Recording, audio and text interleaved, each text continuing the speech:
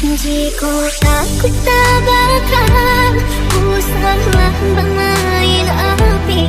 Jika takut kabaksa usah udah